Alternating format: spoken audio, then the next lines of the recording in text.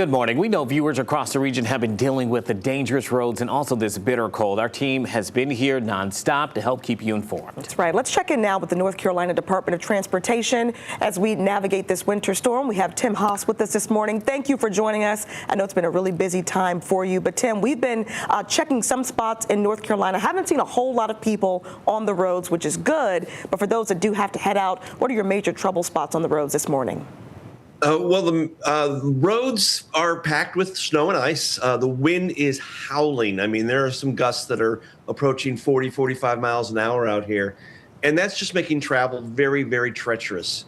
So the main advice, of course, is to stay off the roads if at all possible. And if you have to go out, slow down, give yourself plenty of space between you and the car in front of you. And when you see our plows and salt trucks out there, please give them room to work because the more they can get done, the faster this will be cleared off the roads. But again, the main advice, if at all possible, stay off the roads today. And Tim, you mentioned that wind. We've had our reporters out there and we could see it for ourselves, how much it's been howling. How does that impact what you and your team have to do when you're trying to keep everybody safe? Well, it means that sometimes even after we make a pass on a road, the wind will blow the snow right back onto it. So it doesn't make it.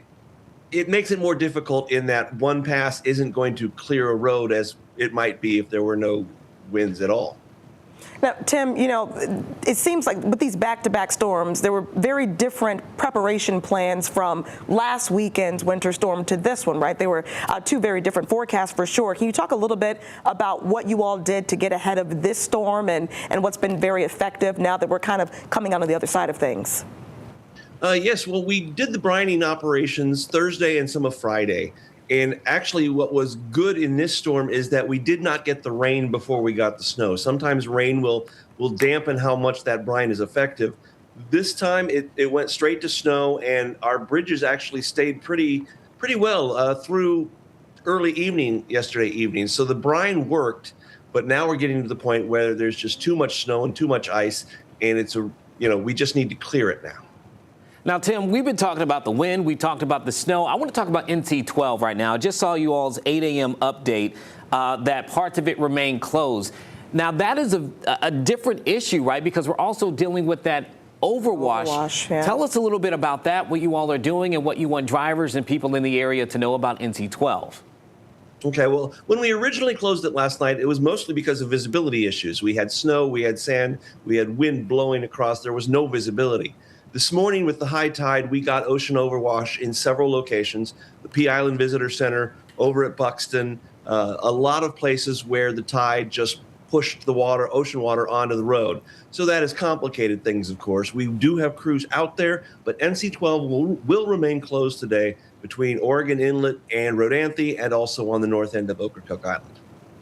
All right, Tim, thank you very much for that with NCDOT. I know you've been working really hard, really for the last couple of weeks at this point. Not sure if we can get Craig to come in here. I know he wanted to maybe say something really quickly. I don't know if there's a way, and I'm jumping into a shot here, but I'm interested to note with that overwash, those temperatures down there still very cold. Is there, concerns about, frozen areas, not only just clearing those roads, but like the remnant water kind of freezing up on some of those surfaces? Have you heard anything?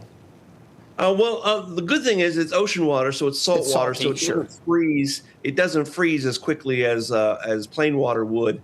But that is obviously as the temperatures lower tonight, that is a concern. And so we're out there today trying to clear it as much as we can.